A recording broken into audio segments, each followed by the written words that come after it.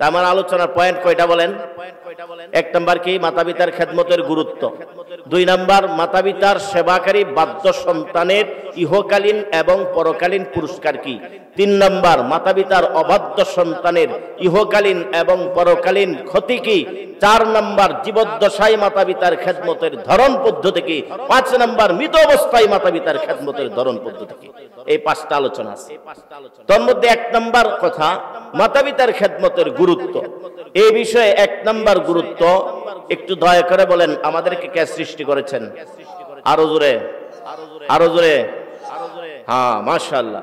সৃষ্টিকর্তা হিসাবে এক আল্লাহর ইবাদত করার যেই পরিমাণ গুরুত্ব, ঠিক তেমনি ভাবে জন্মদাতা হিসাবেও মাতা পিতার খেদমতেরও সেই পরিমাণ গুরুত্ব। এক নম্বর কথা আমি বলে গেলাম।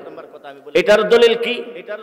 সূরা নিসার 36 নম্বর আয়াত, সূরা বনি ইসরাইল আয়াত নম্বর 23, সূরা আহকাবের আয়াত নম্বর 15। দুই নাম্বার গুরুত্ব, মাতা পিতার খেদমত করা, মাতা পিতার সেবা করা আল্লাহ রাস্তায় বের হয়ে জিহাদ করার চেয়েও শ্রেষ্ঠ। আল্লাহ রাস্তায় বের হয়ে জিহাদ করলে যেই পরিমাণ সওয়াব, মাতা পিতার খেদমত করলেও সেই পরিমাণ সওয়াব। আল্লাহু আকবার। দলিল বুখারী শরীফের 2782 নম্বর হাদিস, বুখারী শরীফের 5972 নম্বর হাদিস, মুসলিম শরীফের 2549 নম্বর হাদিস। এই তিনটা হাদিস থেকে একটা হাদিস শুধু পড়ব, শুধু একটা হাদিস পড়লে আপনারা বুঝবেন। মুসলিম শরীফের 2549 নম্বর হাদিসের বর্ণনা, ক্বালা রাসূলুল্লাহ সাল্লাল্লাহু আলাইহি ওয়াসাল্লাম আকবালা রাজুলুন ইলা নবী সাল্লাল্লাহু আলাইহি ওয়াসাল্লাম। জনক ব্যক্তি নবীজির খেদমতে আসলেন, এসে বলতেছে, ইয়া রাসূলুল্লাহ উবাইউকা আলাল হিজরাতি ওয়াল জিহাদ। ইয়া রাসূলুল্লাহ, আমি আপনার হাতে হাত দিয়ে অঙ্গীকার করতে চাই, শপথ নিতে চাই যে আমি হিজরত করব আর জিহাদ করব।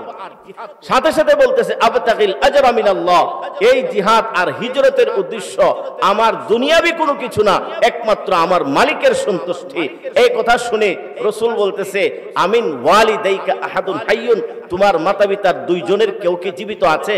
ক্বালা নাআম কিলাহুমা, দুইজনের একজন না, উভয়ই জীবিত আছে। তখন জবাবে রাসূল করিম সাল্লাল্লাহু আলাইহি সাল্লাম বলেন, ইরজি ইলাইহা, তাহলে তোমার বৃদ্ধ মাতা পিতার কাছে ফিরে যাও, ফাবিররাহা, তাদের যথাযথ খেদমত করো। যদি তাদের যথাযথ খেদমত করতে পারো, আল্লাহ তাআলা তোমার আমলনামায় হিজরত আর জিহাদের সওয়াব লিখে দিবেন। গুরুত্ব নাম্বার 3, মায়ের কথা কোরআনের মধ্যে সূরা আহকাফের 15 নম্বর আয়াতে আল্লাহ তাআলা মায়ের 3টা কুরবানির আলোচনা করেছেন। কয়টা কুরবানি বলেন? এমন 3টা কুরবানির আলোচনা করেছেন, যেই 3টা কুরবানির একটাও পৃথিবীর কোনো বাবা করতে পারবে না। করবে তো দূরের কথা, করা সম্ভবই না। এই কারণে রাসূল করিম সাল্লাল্লাহু আলাইহি ওয়াসাল্লাম মায়ের মর্যাদা দিয়েছেন 3 গুণ, বাবার মর্যাদা দিয়েছেন 1 গুণ। বুখারী শরীফের 5971 নম্বর হাদিসের বর্ণনা, ক্বালা রাসূলুল্লাহ সাল্লাল্লাহু আলাইহি ওয়াসাল্লাম জাআ রাজুলুন ইলা নবী সাল্লাল্লাহু আলাইহি ওয়াসাল্লাম, জনক ব্যক্তি রাসূলের খেদমতে আসলেন। আয়েশা প্রশ্ন করলেন, ইয়া রাসূলুল্লাহ মান আহাক্কু বিহুসনি সাহাবাতি। কি প্রশ্ন? মান আহাক্কু বিহুসনি সাহাবাতি। ইয়া রাসূলুল্লাহ, জবাব দেন, আমার থেকে সবচেয়ে বেশি সদাচরণ পাওয়ার অধিক হকদার কে? পৃথিবীর যত মানুষ আছে, আমার থেকে সবচেয়ে বেশি সদাচরণ এবং সবচেয়ে বেশি ভালো ব্যবহারের অধিক হকদার কে, অধিক যোগ্য কে? জবাবে রাসূল বলেন, ক্বালা উম্মুক, তোমার মা। আবারও প্রশ্ন করলেন, সুম্মা মান, তারপরে কে? ক্বালা উম্মুক, তোমার মা। আবারও প্রশ্ন করলেন, সুম্মা মান। আবারও রাসূল জবাবে বলেন, উম্মুক। কয়বার প্রশ্ন করলেন? 3 বার। জবাবে 3 বার রাসূল কি বললেন? তোমার মা, তোমার মা, তোমার মা। চতুর্থবার প্রশ্ন করলেন, সুম্মা মান, ক্বালা আবুক। চতুর্থবারে গিয়ে বললেন, তোমার বাবা। প্রশ্ন হয় না, মায়ের কথা শুরুতে বললেন, বাবার কথা পরে বললেন, আবার মায়ের কথা বললেন 3 বার, বাবার কথা বললেন কয়বার? 1 বার। প্রশ্ন হয় না এখানে? এই প্রশ্নের জবাব সূরা আহকাফের 15 নম্বর আয়াতে আল্লাহ বলেন, মা এমন 3টা কুরবানি করে, যেই 3টা কুরবানির একটা কুরবানিও বাবা করবে দূরের কথা, বাবা করার ক্ষমতাই রাখে না। এই 3 কুরবানির কারণে আমি আল্লাহ মায়ের মর্যাদা দিয়েছি 3 গুণ, বাবার মর্যাদা দিয়েছি 1 গুণ। আল্লাহ বলেন, হামালাতু উম্মুহু কুরহা ওয়া ওয়াদাআতহু কুরহা ওয়া হামলুহু ওয়া ফিসালুহু 30 শাহরা। বান্দা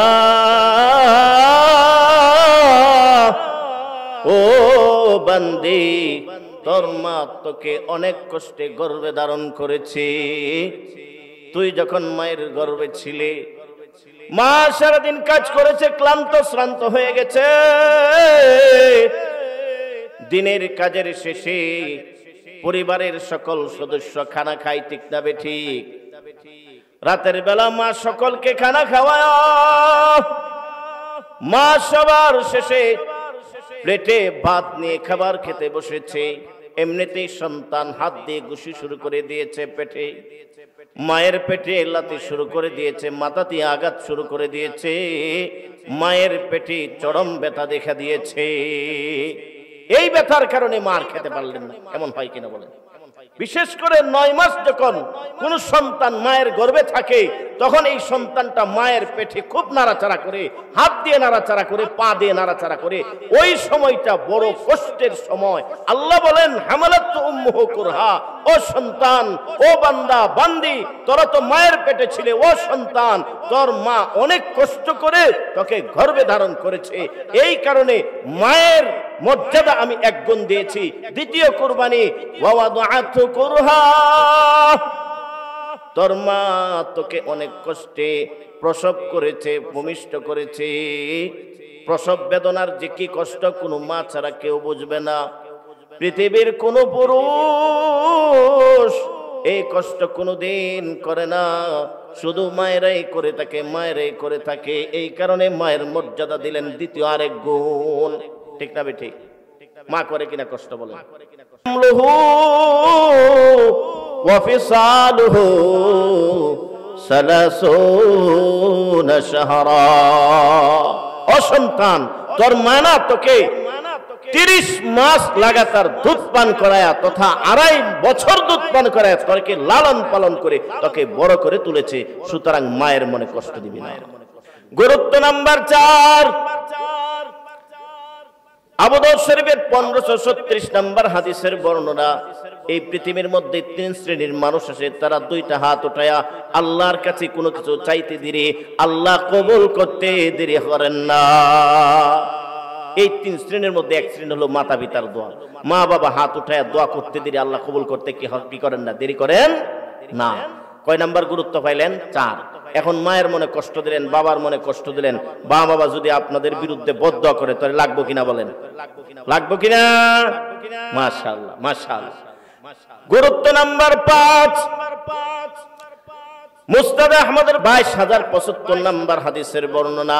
আল্লাহ রাসূলের 10টা এখানে নসিহত আছে। কয়টা নসিহত? এর মধ্যে 2 নম্বর নসিহত হলো, দেখেন আশ্চর্য হয়ে যাবেন নসিহতটা কত কত তাকিদের সাথে আল্লাহর হাবিব বলেন, ওয়ালা তাউকান্না ওয়ালিদাইক, মাতা পিতার সাথে বেয়াদবি করবে না, নাফরমানি করবে না। ওয়া ইন আমারাকা আন তাখরুজা মিন আহলিকা ওয়া মালিক, যদিও মা বাবা তোমাকে আদেশ করে তোমার পরিবার ছেড়ে দাও, স্ত্রী তালাক দিয়ে দাও, স্ত্রী ছেড়ে দাও, সন্তান ছেড়ে দাও এবং সম্পদগুলি সব কিছু আল্লাহ রাস্তায় ব্যয় করে অথবা কোনো উপায়ে সম্পদগুলি তুমি খরচ করে তুমি সম্পদ থেকেও নিঃস্ব হয়ে যাও, পরিবার থেকেও নিঃস্ব হয়ে যাও। এই আদেশ দেওয়ার পরেও মা বাবার নাফরমানি করো। তাকিদটা কি ছোটখাটো নাকি খুবই গভীর তাকিদ, বড় তাকিদ?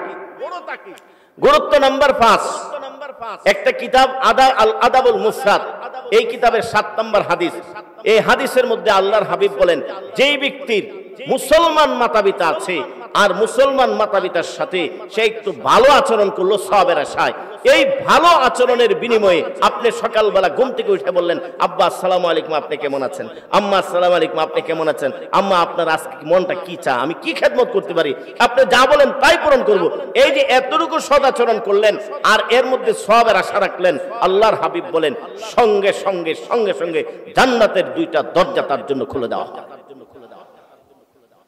এরপর আল্লাহর হাবিব বলেন, ওই মাতা পিতার কাউকে যদি সন্তান অসন্তুষ্ট করে, যতক্ষণ পর্যন্ত মা বাবা তার প্রতি সন্তুষ্ট না হবে ততক্ষণ পর্যন্ত আল্লাহ তার প্রতি সন্তুষ্ট হবে। এরপরে সাহাবী প্রশ্ন করতেছে, এখন যদি মা বাবা জুলুম করে, অনেক মা বাবা কিন্তু সন্তানের প্রতি জুলুমও করে, আছে না অনেক মা বাবা? না বুঝা মা বাবা যদি জুলুমও করে তারপরেও কি আল্লাহ অসন্তুষ্ট থাকবে সন্তানের প্রতি?